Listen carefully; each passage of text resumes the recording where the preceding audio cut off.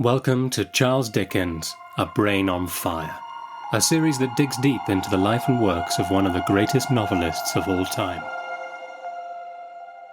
Hello everyone. Today's guest is the Lord Northcliffe Professor of Modern English Literature at University College London. He is a broadcaster, a journalist. He has a specialism in 18th and 19th century literature.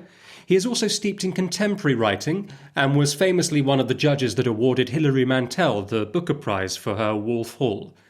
He also wrote the celebrated book What Matters in Jane Austen, a writer he describes as a goddess. His latest book is The Artful Dickens, which I'm holding in my hand, and is now available in paperback. I am, of course, speaking about the brilliant Professor John Mullan, who joins us now to talk about his favourite Dickens novel, Great Expectations. John, hello, welcome. Hi, good to be with you. We're here for a special reason to talk about Great Expectations, and I've picked up over the last year or so since you published The Artful Dickens and you've been doing interviews, that Great Expectations is your favourite. And I wondered, first of all, if you could tell us a little bit about why it's your favourite. Yeah, I remember once a student I was teaching who'd read quite a lot of Dickens, actually, much more than students usually have read, said, "Oh, I agree, Great Expectations is my favourite for the obvious reason." And I said, "What's that?" And she said, "Well, it's the only one without a happy ending." And there's an insight in that, I think, which is that there is something extraordinary about the way in which, even in the revised ending that Great Expectations provided, which maybe we can talk about a bit later, Dickens didn't quite gratify his usual Victorian inclination to sort of reward and punish at the end of the novel in the ways that sort of represented poetic justice.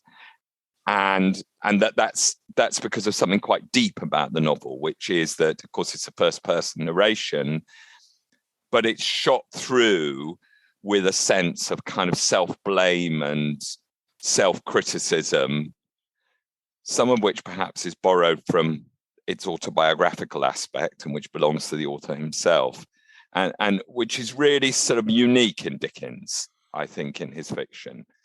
But that's a rather waffly way of saying why it's my favorite. Another way of saying it would be to say that I just think it's sort of formally the most perfect of his novels. And so although I love the Dickens that is copious and wasteful and that can't resist giving you a picture of a character who's not needed for the story, but there he is in a shop on the Pentonville Road, so Dickens has got to give him to you in all his peculiarity.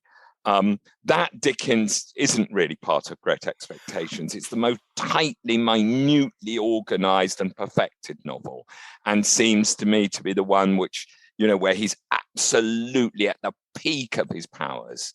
So that's another reason why I like it so much. Yes, no, I think that rings very true to me. And one of the reasons I like it so much is that, one, its emotional impact. I find myself really floored by it emotionally, but also the fact that through Pip, Dickens isn't trying to impress us. I think what you were saying about that compulsion to have these fancy characters and these little set pieces, it isn't quite there. And he writes in very, very direct sentences, doesn't he? And the fact that Pip doesn't want to impress us, quite the opposite. He's really confiding in us all the time, all the darkest thoughts and feelings he has. Yes, he is. And when he does that, I mean, it's interesting you should say confiding in us, because if we think about one or two other Victorian novels which are famous for confiding in us, Jane Eyre, that's a very good example, but a wonderful novel Dickens loved. But quite a useful comparison, because if you read, there's something very peculiar about Great Expectations compared to Jane Eyre, and that is that when Pip confides in us, he will often confide in us about something that hasn't yet happened, And so, as you probably know, I mean, there's my book, The Artful Dickens, is about Dickens's sort of tricks and adventurous innovations in storytelling, and one of them is the way he breaks the rule, brilliantly breaks the rule about not telling you about things that haven't happened yet. So in a usual first-person novel like Jane Eyre or many others, the convention is that the narrator will not show that he or she knows about something, which they do know about, which hasn't happened yet, because obviously the narrator is looking back years later. But Dickens breaks that rule. So when Pip confides in us, he will say something like, there's an example when he's talking about Biddy and his relationship with Biddy when they're both just age 14 or 15. And he says, she said with a strangely sorrowful air, something like that. And he says, which I didn't understand then, though I do now. Yes. And so the representation of his relationship with Biddy is shot through with his understanding, which he shares with you implicitly, that years later he realized that she loved him. Yeah. But at the time he was too stupid and too conceited and too self-important to know that, even though it was implicit in everything she said. And he shares that rueful knowledge that comes too late to him, sort of with the reader. And that can, and Great Expectations is all about knowledge that comes too late, things you realize that you should have realized before, something which I think is part of his extraordinary appeal on to all intelligent readers, because we all have that, don't we? Oh my God, I know now, but I should have known then. Yes. That's what it's all about. Him breaking that convention of that, what you call the foreseeing, I think, in your chapter in The Artful Dickens, him sort of breaking that makes it more kind of personable, I think, somehow. More that he's in the room with you almost, and that he's like that person who's telling a story and can't help but say, and this would turn out badly. But anyway, I'll come to that. Yes. And often that's an inept way of telling a story, isn't it? You know, that you can't, the person who can't resist throwing in something which comes later in the story. But of course it can be a really clever device. Literary critics call it prolepsis. But that's sort of telling you something too early, foreseeing something that's going to happen. And I mean, lots of sort of clever postmodern novelists sort of use it. The great person who used it, it's a slight digression, but the person who used it and called it flash forwards was Muriel Spark. So she will, I'm a great admirer of her novels, she will tell you in her novel, in brackets sometimes, something that happens years later to the character. Flash forwards, but Dickens sort of developed this. No, he does it in David Copperfield as well. He does it in Dombey and Son. It's not the only novel where he does it, but I think especially powerful in Great Expectations because it's a novel of regret and ruefulness and self-condemnation. I mean, there have been readers down the years who have thought sort of Pip's too hard on himself almost. Yes, I sort of think that in certain points, but I think you feel that way because he's so open and honest and never seems to want to sort of put himself in a good light before you. Yes, that's incredible. I mean, that's true. There's some of that in almost every chapter, but I was thinking about that chapter, which I think you probably are interested in too, the almost painfully unreadable chapter where Joe Gargery visits, I know, it's brilliant though, isn't it? Joe Gargery visits Pip in London when Pip has become a gentleman and he's spent, silly sums of money on sort of, wearing a silly dressing gown and getting sort of a sofa and, upholstering curtains in his apartment in Barnard's Inn, which actually really, the place itself is quite grim, but he's sort of tarted it up. And Joe Gargery is sent with a message for him, a summons from Miss Havisham. And Joe, who's in fact his brother-in-law, but is about 20 years older than him, and who is the person who's most loved him in his whole life and still does, but is illiterate and is a mere blacksmith. There's this encounter where Pip looks back on himself behaving in this sort of, he's not horrible, but he's conceited. And there's this agonizing thing, isn't it, that Joe slips in and out of different ways of speaking to him. He's quite a sort of inarticulate person. And he'll sort of, one moment he's talking to him as Pip, and the next moment he's calling him Sir. And he's physically incredibly awkward, and he's putting on his best clothes and a stick up under his chin. And I mean, it's like all the best bits of Great Expectations. It's both comic and something else. Sometimes Great Expectations is comic and frightening, but here it's sort of comic and painful, isn't it? Yes, but I'm amazed that you say the comedy, how Dickens weaves that in, because your heart bleeds for Joe in that sequence. Yes. And yet it still has all this detail about him trying to prop his hat up on the chimney piece and it falling and him dropping food on the floor. But I don't know any other writer that seems to be able to do that, because isn't that breaking the rules? If you're trying to convey something across the reader, the sympathy for this character, that you have so much kind of silliness around it as well. Yes. I mean, I think Dickens is the master of in some ways make you laugh when you shouldn't laugh. And of course, I mean, that's not unknown in comedy. And there are quite a lot of, comedians down the years, including on stage and on television, who go to that sort of tricky area. Sometimes they get it wrong, where you're laughing because you shouldn't be laughing, as it were. But I mean, Dickens is absolutely, that's his thing. And of course, sometimes there is blithe and painless laughter from his novels. But I think in Great Expectations, think of the first chapter. Yes. You read back everybody remembers the first chapter, the graveyard scene, and perhaps partly because of the film and TV adaptations of it. People remember it as this scene of childhood terror, which it is. But actually, if you read it, it's also quite funny, because when he thinks back on Magwitch slightly as a, he has these sort of Stephen King-like fantasies that Magwitch is a dead pirate who's come back to life from the gibbet across the marshes. And having done his scary bit with Pip, he's now stalking back across the marshes to the gibbet as if he were going to hang himself back up again. Yes, yes, and then on top of that, in that moment, he sees the cows turning their heads towards Magwitch as he approaches, wondering if they thought the same thing too. Yes, which again, absolutely, and that is perfect Great Expectations, isn't it? Because Pip he's sensitive, but in that sense, we sometimes use it of people in a slightly satirical sense. Better not joke. He's a bit sensitive.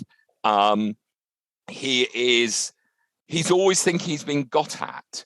Yeah. So even the cows are getting at him.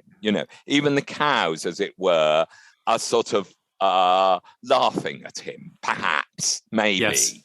Yes. And you'll know that bit because I quote it in my book, but I mean that sums it up. That we're talking about his sort of fantasies, his recollection of his childhood fantasies, as if the cows are thinking this too. And Great Expectations is full of as if, these flights of fantasy, which are flights of fancy, which are there throughout Dickens, but are particularly thick in Great Expectations.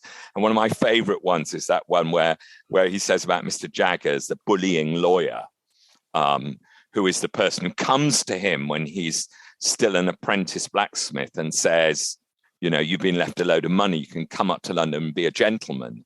And Mr. Jaggers, who's this threatening person, really, and it says, Mr. Jaggers never smiled, never laughed. He never laughed, but he had great, bright, creaking boots. And sometimes he poises himself on these boots. I can't remember, the wording is so brilliant, I won't get it quite right, but he poisons himself and causes them to creak as if they laughed in a dry and suspicious manner. And on the one hand, you can hear the noise of the boots, can't you? Yes. And on the other hand, it's complete paranoid fantasy. This guy's making his boots laugh at you. But that's what Pip's like, isn't he? He fears that he's being got at, he's being laughed at. Yes, it's a very much a childhood thing as well, isn't it? I mean, I think he's able to perceive, Dickens is able to write so feelingly as a child in a way that we can all understand. And I think I actually feel like Pip treats the reader as an equal, because he talks about that. You quoted in your book again, that was a memorable day for me, where he talks about the chains of events in our own lives. And he says, "Pause, you who read this."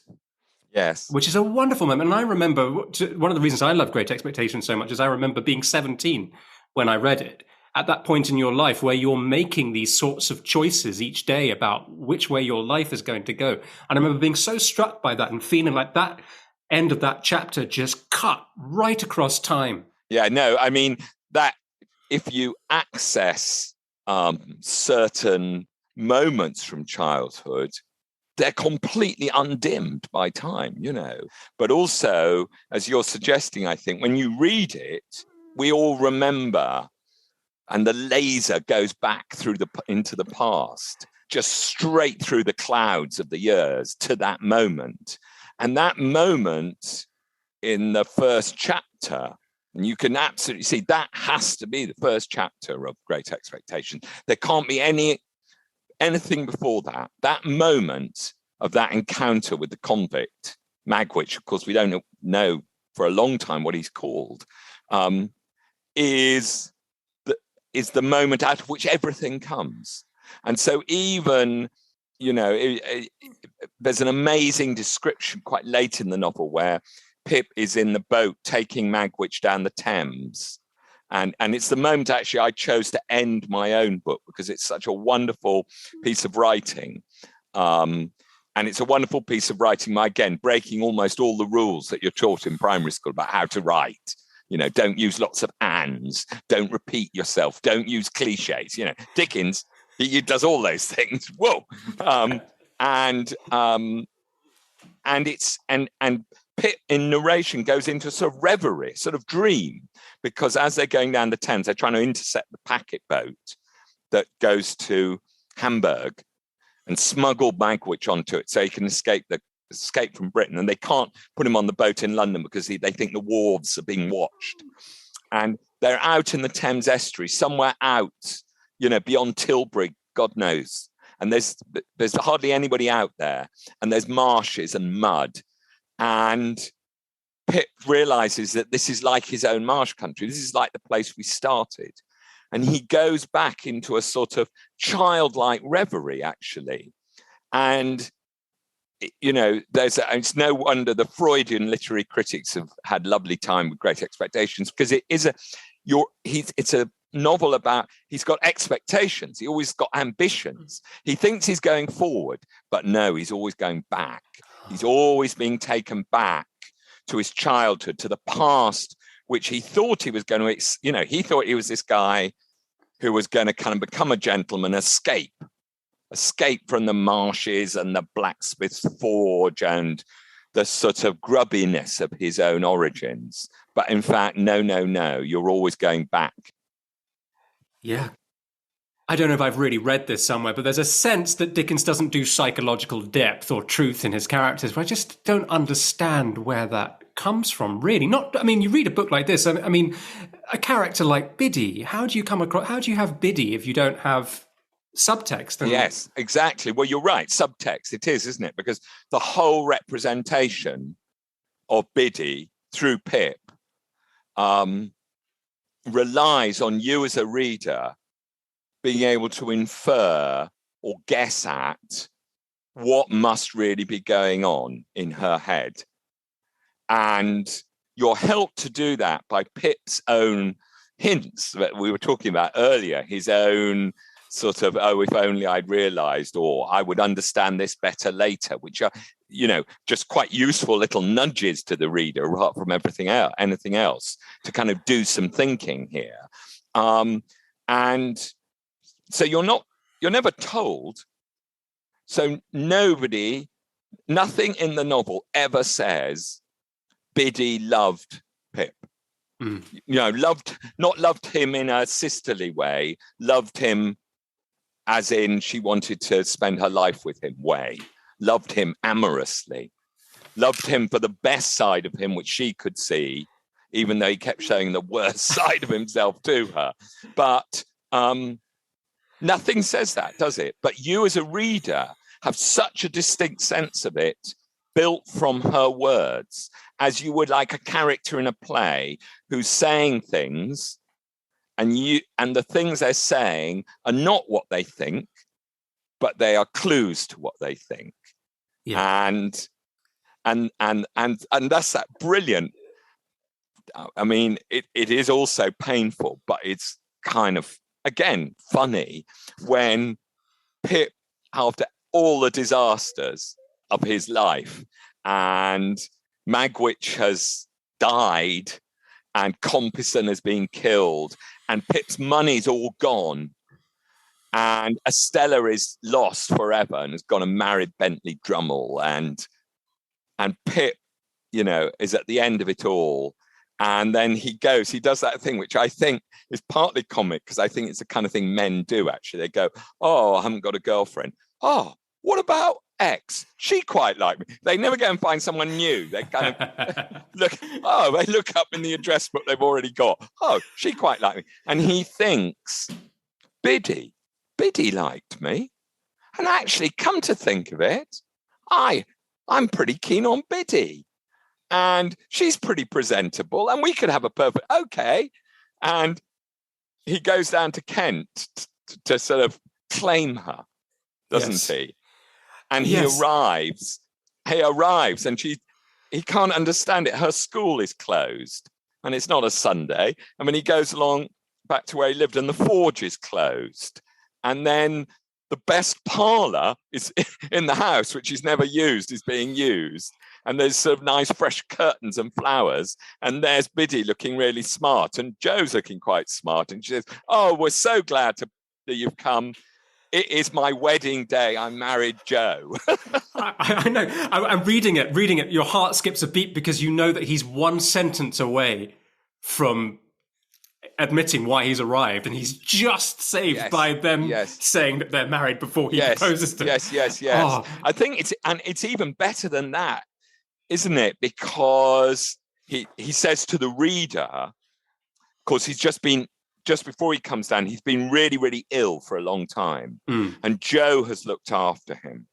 Yeah, and to some extent, their old bond has returned. But then, as Pip gets well again, Joe starts calling him Sir again, because he's returning to his gentlemanly status, and they're together in Pip's rooms, and Pip's kind of back in his right senses, and he thinks, right, tomorrow morning I'm going to tell Joe that I do everything that's been on my mind, and how I know what an awful person I've been, and one of the things he's going to tell him is that he's decided that sort of he loves Biddy, and he'll but Joe, he gets up in the morning and Joe is gone, and has just left him a sort of semi-literate note and the receipt for the debts that Joe has paid off out of his savings.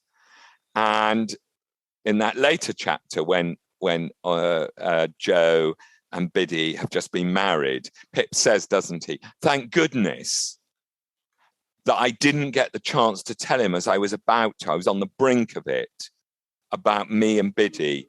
And he says something about, if I'd said that could never have been undone. Yeah. That could never have been undone. And so the whole possibility of any happiness for Joe and Biddy would have been gone. Yeah. It would have been gone. But he luckily never said it. Yeah, it's one of the most fraught moments reading it, I found just the other day. But something else though, poor Biddy, is that Pip, right from his smallest years, he's quite prepared to take everything he needs from her, isn't he? That thing about the best step I could take towards making myself uncommon was to get out of Biddy everything she knew. And it's just full, and she agrees to it immediately. And it's she's such a wonderful, selfless character, isn't she? She is selfless, but she's I think she's quite intelligently selfless. She's not one of those. She's not one of those Dickensian saintly women, I don't think. And again, one reason, a negative reason why people often love Great Expectations the most is that it doesn't have saintly women in. It has at least one demonic woman in, and perhaps two. But even Biddy's not saintly. So in her exchanges with Pip, she does sort of present him with truths that he chooses not to see the point of, that he ignores. And also, if you look at what she says, I think the dialogue, I was looking at again, at the chapter where, Pip tells Biddy that really he thinks he's cut out for better things than being a blacksmith's apprentice, and really can't Joe improve himself a bit, and as the idiom has it, there's no telling people. In some ways, I think arguably she reacts not in a saintly fashion, but quite a realistic fashion to Pip. So she doesn't sort of argue with him, but she gives him every chance to hear the truth, and he just chooses not to. Yes. He even holds it to be true, doesn't he, in moments, and then just drops it and says, despite my better judgment or whatever. But what's interesting is that the way that sequence is set up, where they go off for the walk together and Joe is looking after Mrs. Joe. Yeah. So it's set up a bit like a proposal scene, almost, that you expect it to go one way, and they're sat and they're looking out to the ships and everything, and it goes, one of the most unromantic line he says is, "If I could only get myself to fall in love with you, Biddy, everything would be fine." You think the most insulting, insensitive.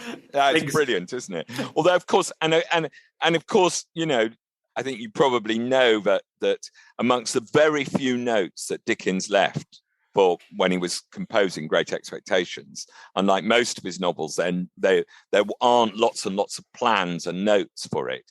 Amongst the very few notes he left is a thing about what ages the characters were at certain stages. And it's quite important to the exchange we're just talking about, that Pip, I think, is about 14 or something, and Biddy's about 15. So it has this added thing that they're not actually really old enough yet to be talking about getting married. Although in Victorian England, they're only a couple of years off it, probably. Yes. But they're not yet old enough. So when he says that great line, which you just quoted, it is, what a sort of numbskull thing to say. But also, it's still the sort of thing a 14-year-old might say. Yeah. I'm going to plan, because he's full of sort of grand schemes about himself. So things about falling in love and marriage are still sort of part of some future game plan, as it were. Yes, and it's written very well as that sort of adolescent on the cusp, because that description of him tearing handfuls of grass and throwing them is very sort of childish, and at the same time he's talking about future prospects and about his so at this stage, even the fact that Biddy's a year older than him is probably sort of matters a bit, because she sort of understands this stuff a bit better than him, one suspects. Yes. And I suppose with Estella as well, because they're the three of them are all around the same age, aren't they? Yes, Estella's And but that description of when he meets Estella for the first time about how she behaved like she was 1 and 20 and a queen. Yes. I think it's sort of excellent. The idea about, which we can relate to when you're a teenage boy, that girls develop quicker than you, don't they? They do seem much more mature and more like a young woman when you're still sort of nudging younger childhood. Yeah, and of course it's what Pip perceives as the kind of class difference between them, which is the sort of and he feels every pinch of condescension, and she knows that and exploits that. Of course, it turns out that she is the daughter. Her father's a convict. Spoiler alert. And her mother is a murderess. I know.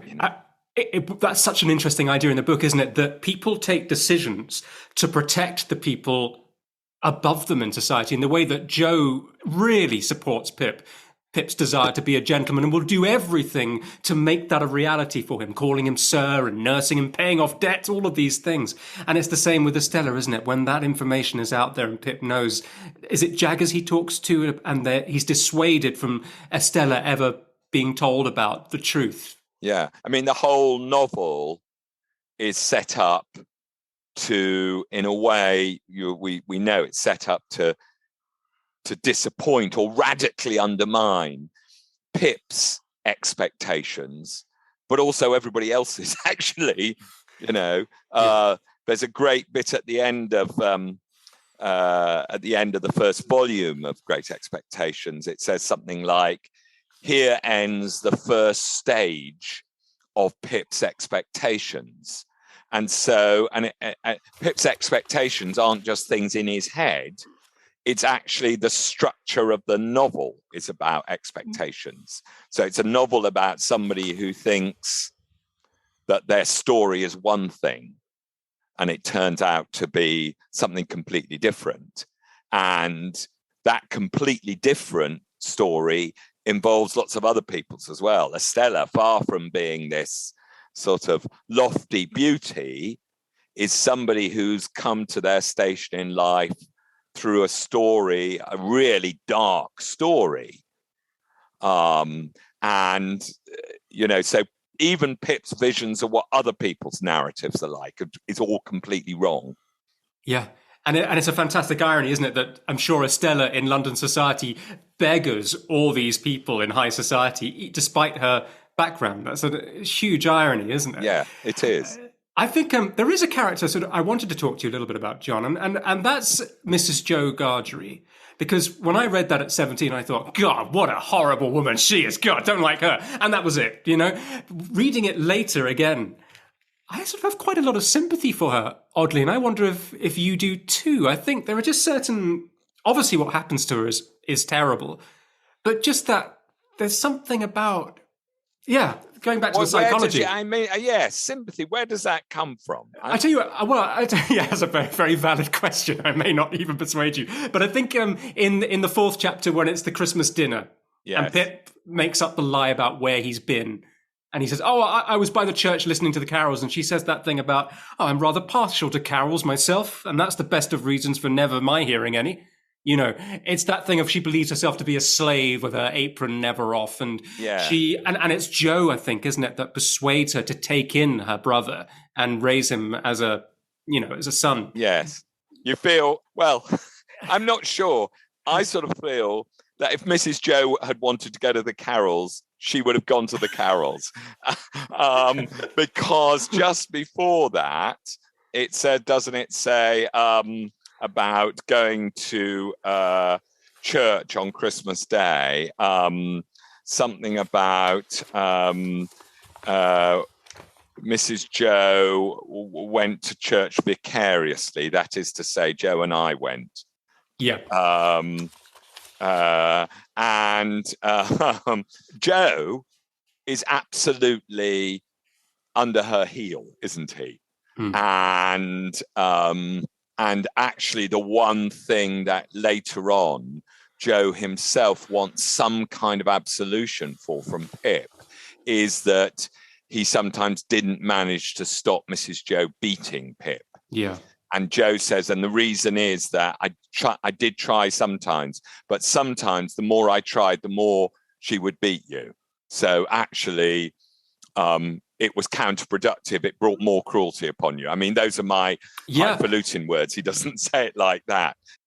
I sort of think that her self-depiction there as a kind of galley slave to Jo and Pip is pretty unconvincing. Really. Yes, I think she's very much a narcissist, isn't she, in her perception and how she treats her.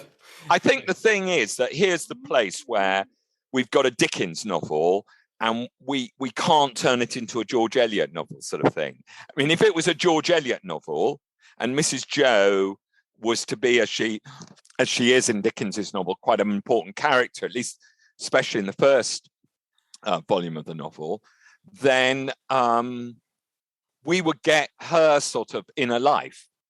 We would get her angle on things.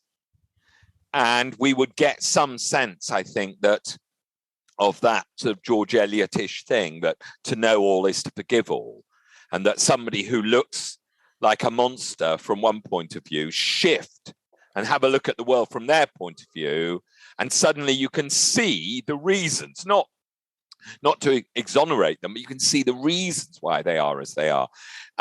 This novel doesn't do that, and it's not interested in doing that. It's from Pip's point of view.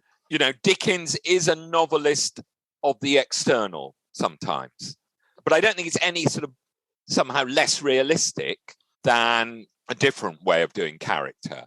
It's true to the fact that quite a lot of people that we come across, we will only ever see from the externals. And therefore, in a way, it's a bit beside the point to say, oh, well, mate, perhaps Mrs. Joe has had quite a hard time. She's the only surviving person apart from Pip, you know, and you can imagine a whole sort of fantasy plot. Well, she was the only girl amongst all these boys. They all died. You know, perhaps it was terribly difficult for her. Who knows? Who knows? But she is this person with tickler. Yeah. And she is this person beating the tattoo on his head with her thimble.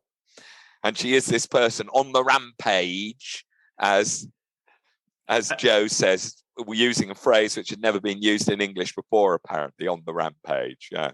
Wow. Well, that's excellent. But I think what I find interesting is certainly Pip doesn't seem to be able to forgive her, because when she eventually suffers the attack from Orlick, I always think that section reads a bit like very forensically. And there's that bit which says, you know, she had been struck with something blunt and heavy on the head and spine. After the blows were dealt, something heavy had been thrown down on her with considerable violence as she lay on her face. And then he goes on to say, she had been felled before she could look round. However, her temper was greatly improved and she was patient. And, you know, I mean, that can... but isn't that's sort of truthful, isn't it? Yeah. I mean, Pip can't suddenly convert his feelings for her into kindness and solicitude, can he? And it's got that twist of truthfulness about how in her sort of whatever state, it's not quite, I mean, she is conscious, isn't she? She can hardly speak. She can more or less not speak. But she's aware of what's going on around her. And in this sort of state, and she can only sit in a chair or lie in a bed, she becomes patient in a way that she never was before, and she becomes better natured in a way that she wasn't before. And I mean, that's quite sort of funny. Yeah. In a dark way, that is quite funny, I think, and believable.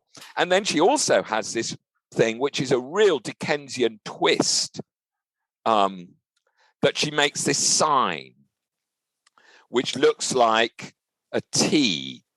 And she makes this, she can't say, but she can make this sign like a T. And then it's Biddy who works out, but it's not a T, it's a hammer. And then the hammer means, and it's Biddy who also works it out, but it's actually Orlick who does the hammering of the iron in the smithy that she wants to see.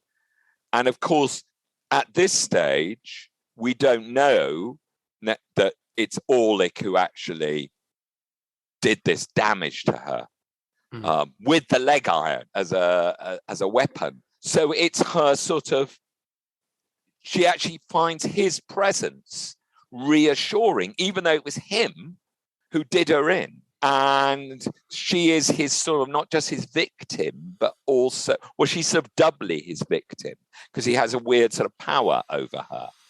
And that's a really strange twist of psychology, but one I find gruesomely believable, actually. Yeah, I do. And is trying to understand whether or not she's frightened of him and trying to placate him by Yes, inviting him in to have a yes. drink and all of that, or whether she's genuinely trying to show forgiveness and it's never really answered, is it? I It's never. don't think it's the latter. I don't think it can be the latter. Okay. Um, because also Orlick is completely immune to that sort of thing. Orlick is sort of Pip's sort of nasty twin, isn't he? But Orlick's just interested in power and who has power over whom, and his great fuel of his whole existence, which is only ever implicit until the amazing scene out in the lime kiln when he's going to kill Pip, is resentment. Resentment is his fuel. And of course, brilliantly in the novel, again, a sign of its psychological complexity, even if some of the characters seem observed only on the surface, is it's got this psychological thing that Orlick's murderous rage, and sadistically murderous rage when he thinks he's about to kill Pip, is born of the same kind of inclination that Pip himself had. I'm sick of being down there, of thinking other people are above me, looking down on me, actually. And he's got also, Orlick, a kind of really disturbing interest in Biddy, hasn't he? Yeah, because that's the other part that's awful for Biddy in that chapter with them where they talk, and he says, "Oh, if only I could love you, Biddy." And they're walking back, and who's there but Orlick? And she's looking over her shoulder the whole time, saying, "I don't like him," and he dances at me, and then Pip, in a way that's very blokish, isn't it? Pip gets very territorial almost towards her, and suddenly he's outraged that Orlick shows interest. Yes, In her yes. after essentially rejecting her a few moments before. Yes, yeah, and it's another example of, in one of the chapters in my book is about how sort of Dickens does or doesn't do sex in his novels. And there is lots of evasion and euphemism and so on in places in Dickens. But when he's at his best, he manages to, I think, to use rather than just to submit to the codes of suppression, and not being explicit that he felt were overwhelming at the time. So that, for instance, in the example we've just talked about, Biddy can't say what it is about Orlick that she doesn't like, but we know, don't we? We know what it is. His interest in her is predatory and sexual. We know that. And she doesn't even like being alone near him. And we know exactly why that is, but it's totally implicit, isn't it? Yeah. Yeah. And in some ways, more the more affecting, isn't it? Because of what's unsaid, I think. Yes. And a striking moment, because you've mentioned him, is Jaggers and talking about Estella and the servant, Molly, being her mother. There's this one moment that I find strikingly modern as well, which when he, I think you mentioned this in your book as well, where he claps his hand around her wrist like a trap, I think. Yeah. I mean, that exchange there is like Harold Pinter, isn't it? Yes, it's extraordinary. It's extraordinary. And again, it's extraordinary in terms of what we're expected to infer about sex, because Molly, of course, once she was this fiery and attractive young woman, and Jaggers specializes in people who are accused of quite serious capital offences, and sometimes he gets them off. And we find, in retrospect, in the course of the novel, the backstory of how Jaggers managed to get the young Molly off the charge of murder. And the implication is she did murder this woman, who was a rival for Magwitch's attentions. And she was Molly was Magwitch's girlfriend and Estella's mother. And of course, she had to give up the child. And, if it was a 21st century novel, it would be all her story. We glimpse this kind of hidden tragedy. And, the implication is Jaggers got her off, and she is therefore his servant. She owes him. He's got her. And he gets her off on quite spurious argument. And it's all about scratches. How did she get all these scratches, which are actually from her victim? oh, because she went through a hedge, and he manages to make up a brilliant story about it. Now she is a servant, sort of 15, 18 years later, and he does this thing of suddenly grabbing her hand. And the way he treats her is really interesting. And the way he speaks to her, oh, Molly, Molly, Molly, Molly. The only time in Dickens somebody says somebody's name 4 times, Molly, Molly, Molly, Molly. He's at once totally powerful, but also weirdly intimate with her. And he grabs her wrist, as he says, and he says, look at those hands, look at the power in them. And her arms are scarred still.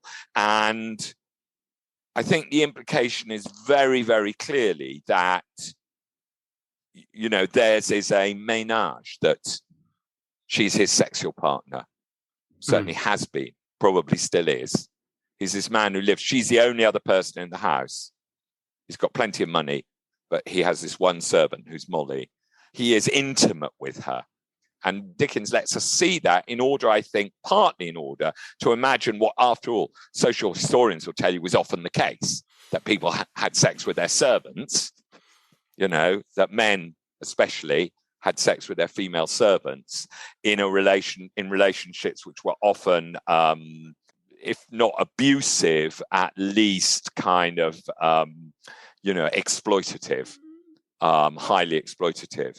Well, Dickens isn't going to give you that directly, but he lets you infer it, I think. I don't think, when I first read Great Expectations, I don't think I got that, but it seems really, really clear now. Yes, I didn't the first time either, but I think I agree. Absolutely. I can see that. And I'm interested to know, this is sort of almost like a beginning question, really, but what was it that drew you to Great Expectations? When did you first read it? How many times have you read it over the years?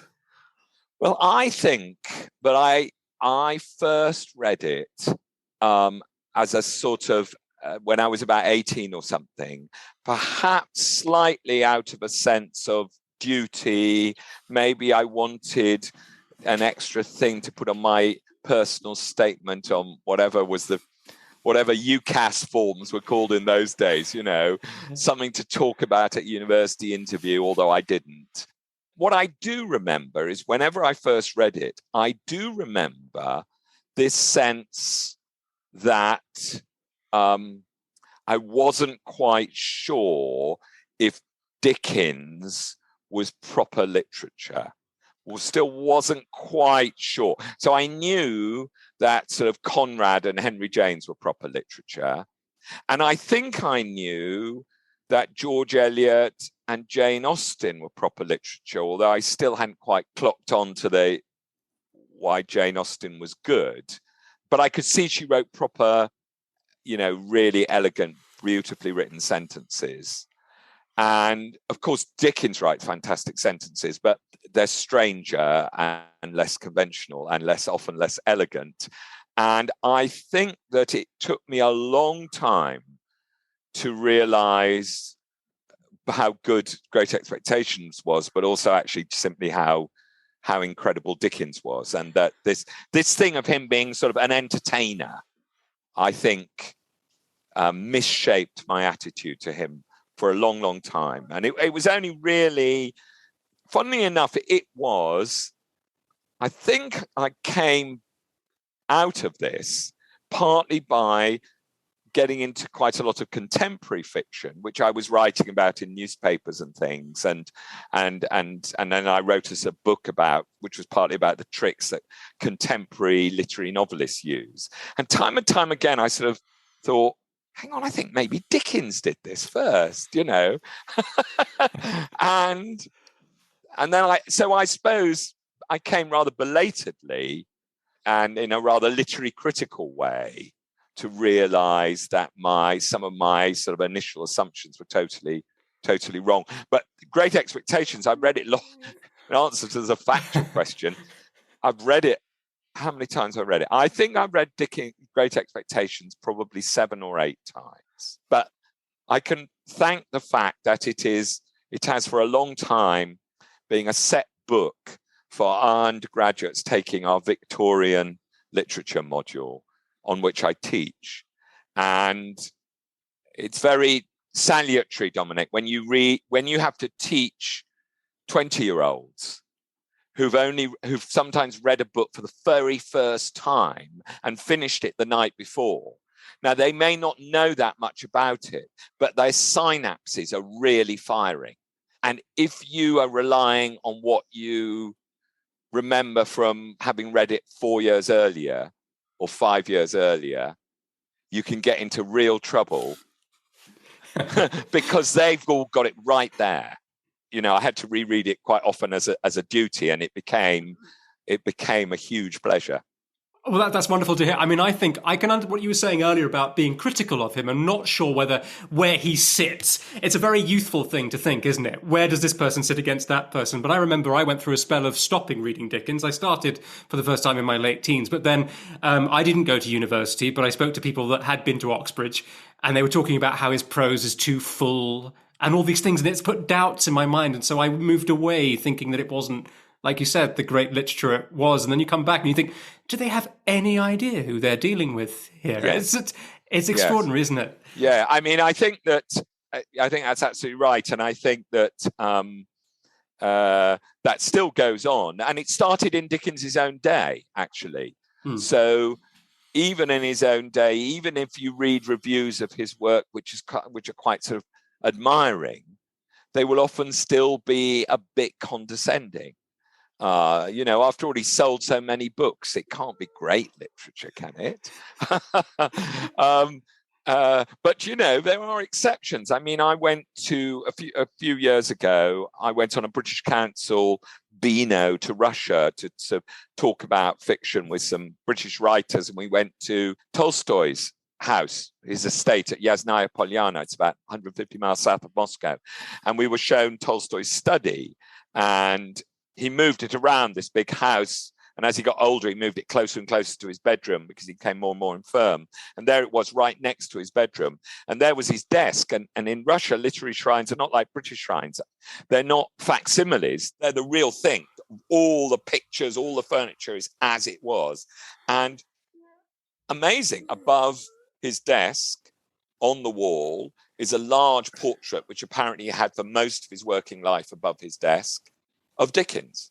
So every time he was trying to rack his brains writing War and Peace or the Death of Ivan Ilyich or something, he'd look up and there, the master, Dickens. But I don't think that he was taken seriously in that Tolstoyan way by most of his contemporaries. And there's a long history of him being regarded as a mere entertainer amongst critics and readers. And I think that has changed, but not completely. One of the things that I tried to do a bit when I wrote about him was kind of, I paid a lot of attention to his plans, his manuscripts, how he wrote. And he clearly in some ways wrote in a remarkably improvisatory way. He had to, because he was writing for serialization. He was having to write installments and publish them before he'd finished the novel. But on the other hand, he was the most attentive and minutely scrupulous, formal sort of craftsman, to use a hackneyed metaphor, and just did things formally with novels that people had never done before, and sometimes so extraordinary that people at the time didn't even seem to notice or comment on it. It's an extraordinary fact that I know we're talking about Great Expectations, which I think is a formally brilliant novel, but to take an example, Bleak House, an earlier novel, is written in chapters which alternate between present tense chapters and past tense chapters. The ones in the present tense are narrated in the third person. The ones in the past tense are narrated in the first person. I mean, nobody'd ever done anything like this before. And not a single review of the time, and there are many, many reviews, comments on the fact. It's as if it's so weird and unusual, but it's almost invisible to critics. And I think he was, I think like many people, when I started off reading Great Expectations, which was, I think, the first one I ever read, I just didn't get his sheer audacity as a writer. Yeah. And in your book, not only do you defend him to the hilt, you make those points at the beginning in your first very opening introduction, I think, but also talking about the changes of tense. I mean, I think Great Expectations has it fantastically, doesn't it, in that first chapter where he's talking about, my father's family name and ours was the marsh country and all of that, but then suddenly, bang, when it's Magwitch with Hold Your Noise. Yes. It's sort of astonishing, isn't it? It sort of uproots everybody, the storyteller and the reader. I think it's a wonderful sentence, isn't it? It says, ours was the marsh country down by the river, within as the river wound 20 miles of the sea. My first, most vivid and broad impression of the identity of things seems to me to have been gained on a memorable raw afternoon towards evening. And that sentence, it's a brilliant sentence, it seems to me, although apparently quite simple. It starts off with this sort of generality, and then suddenly, and no wonder a filmmaker thinks, yes, I could do this. I can do at least the beginning of this story. This is fantastic. My first, most vivid and broad impression of the identity of things sounds like such a general and vague thing, but it's not. It's this moment, this terrifying, strange encounter, which will form him forever, which he'll never be able to get away from, and which he has to learn to understand the meaning of, actually, because it will lead to everything, to the money, to the whole sort of all the delusions about his gentlemanliness and so on. But it's just wonderful. Oh, it's wonderful. Yeah, but I actually wondered, what do you think about this, John? But rereading it the other day, just that opening, my father's family name being Pirrip and my Christian name Philip, my infant tongue could make of both names nothing longer or more explicit than Pip. That in itself is almost a bit of a tongue twister, isn't it? Yes. Describing... Well, exactly. I mean, it's a little example of what, again, is a really important and brilliantly used effect in Great Expectations. That when he's talking about himself as a child, he does two things at once. He does that thing we were talking about earlier of taking you absolutely back. There you are. But on the other hand, in the manner of narration, often in the words and syntax he uses, he never lets you forget that he has a later perspective. So, when Estella's laughing at his boots that he wears, he says, I became aware that these were vulgar appendages. And it's really funny. But the comedy relies on the fact that the 8-year-old Pip would not have known the word appendages, would not have called his boots vulgar appendages. And so in a way which is, I think, very true to our own memories, the older Pip, at once, these recollections are utterly vivid and there. On the other hand, there is this sometimes comic distance between himself, the narrator with these long words and elegant sometimes sentences, and the child that he looks back on who was himself. It's haunting in a way, isn't it? Because there are moments when he really is the child. That line about so sharp was the hurt without a name. He can't find the word for it. And he's as the child in that moment, not being able to find it. And then in others, like you said, appendages would be way out of Pip's 7-year-old vocabulary. So that's why that thing I was saying at the very beginning, frightening and funny, which is the first chapter, but which is much of the childhood section of Great Expectations. The frightening is what it was like at the time. The funny is what it looks like now. So even in that wonderful fourth chapter about the Christmas meal, which is I tortured my family on Christmas Eve evening by reading them that chapter. And I kept having to stop because I was weeping with laughter, I'm afraid. Actually weeping. But it's so funny because, not despite of, but because at the time for Pip, it's not funny at all. None of it's funny.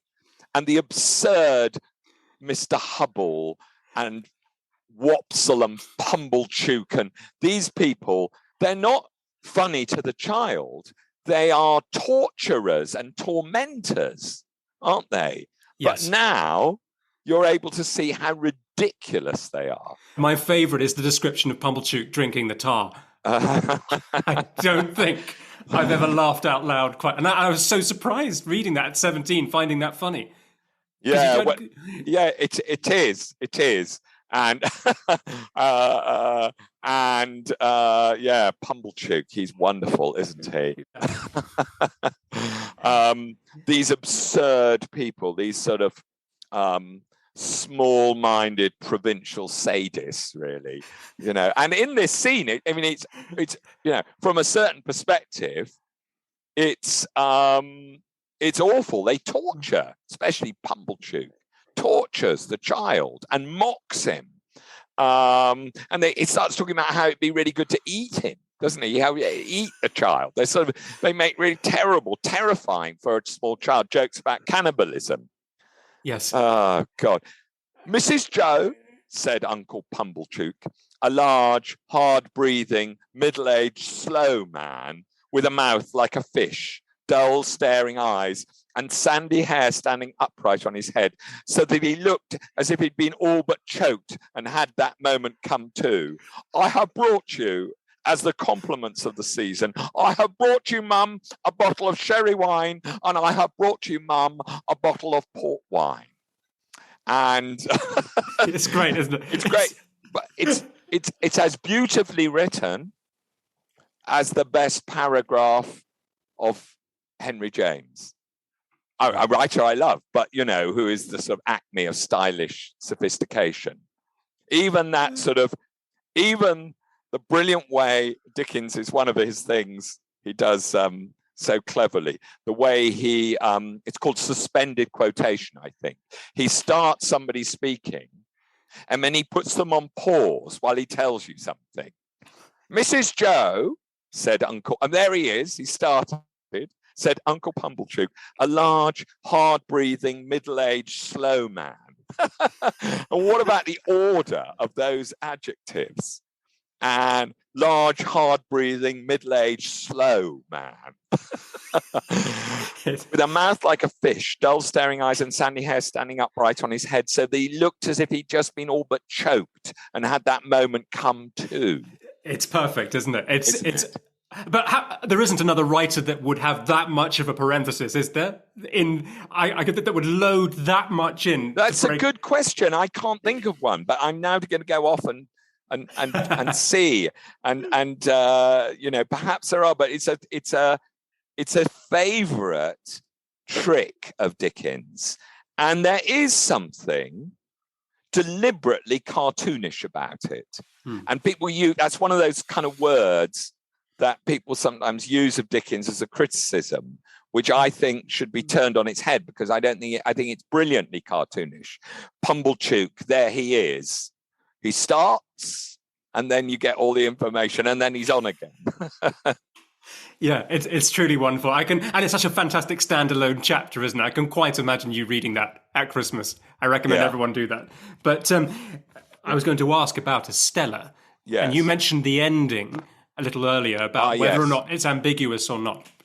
Yeah, I think the ending, of course, the ending's important. And Great Expectations is the only example where Dickens changed his mind about the ending of a novel. And he really did change his mind, because he wrote an ending which he then scrapped, and which you can now read if you get a decent paperback edition of the novel, or you find it online. It will give you the original ending. And he was persuaded by friends that the ending he originally wrote would upset his readers, and he had to rewrite it. So very briefly, in the ending he originally wrote, Pip comes back after 11 years abroad working with Herbert Pocket. He goes back, he meets Joe and Biddy, who have children, and their oldest is a son that they call Pip. And Pip goes off, little Pip goes off with our hero. And Pip is walking down the street in London with little Pip. And he bumps into Estella, who's in a carriage. And they have a brief conversation. and he's found out that Estella Bentley Drummle has been killed by an angry horse that he's been mistreated, as in the eventual ending. And she's married again, a Shropshire doctor. Can't get more blameless than that. And there's what Dickens originally wrote is brilliant, I think, because she says to Pip something like, they have a scene of mutual forgiveness, and she says something like, hand up that little boy to me. And Pip says, in brackets, thinking, I believe, that the child was mine. And Pip doesn't correct that misunderstanding. And then they part. And so not only does Pip not get Estella, definitely not, because she's married someone else, but she leaves assuming wrongly that he has found a wife and had a child. So it's not just an unhappy ending or sad ending, but also it's a sad ending with a misunderstanding. And Dickens was persuaded to change it, and instead Pip revisits the ruins of Satis House, and there he meets Estella. And it's quite a contrived coincidence, actually, because him meeting there, because he says to her something like, do you often come here? And she says, no, this is the first time I've been back. It just happens to be the day that Pip goes back too. And she says, and again, there's a scene of mutual forgiveness. And then she says, can we be friends? And she says, we will continue as friends apart. And he takes her hand, which is already, in 19th century novel, that's already a very intimate thing to do. I took her hand in mine and we went out of the ruined place. And as the morning mist had risen long ago, when I first left the forge, so the evening mists were rising now. And in all the broad expanse of tranquil light they showed to me, I saw the shadow of no parting from her, which is quite a sort of elaborate way of indicating that maybe they are going to get married. And then in a later edition, he changed it slightly to, I saw no shadow of another parting from her, as if he was fussing about getting it implicit but not explicit. And I think lots of readers feel that even that final ending, which Dickens was persuaded to substitute for his original ending, is still fairly ambiguous. By Dickensian standards of endings, it's very ambiguous, but it's interesting to know that when he first wrote the novel, and we should realize when he wrote, by the time he was writing this in the last sort of half of his career, he always had it really clearly worked out what was going to, he wasn't making up endings as he reached them. He'd worked it all out. He was not a novelist, usually not to know what was going to happen from the very first installment, but he did change his mind this time. And there's a bit of me which wishes that he'd had, the courage of his convictions and stuck with the original ending. Oh, I see. I'm too soft. I'm one of those people that like the happy ending, potentially. Well, there you are. You see, that his friends, particularly Bulwer Lytton, were right. That out there were lots of readers like you, Dominic, and you mustn't be disappointed. Exactly. And I certainly am not. John, this has been the most wonderful conversation. Thank you so much. It's a pleasure. And I've really enjoyed that, and our listeners will have loved that. So thank you so much. And well, thanks very much, and thanks. It's very rare to have a conversation with somebody where before you ask each question, I'm thinking, God, Dominic, he knows this stuff really well. I hope he doesn't catch me out. Oh, I'm so glad I've pulled the wool over your eyes on that. We better end it now. You definitely have. Thanks very much. Thank you so much. See you. Thank you for listening to Charles Dickens' A Brain on Fire. I just wanted to quickly say, I want to keep adverts off these episodes. And so if any of you listening would like to make a small donation to cover the costs of creating these episodes, please feel free to look at the link in the description wherever you're listening to this, and you can make a small donation to the Ko-fi website. Thank you again. See you next time.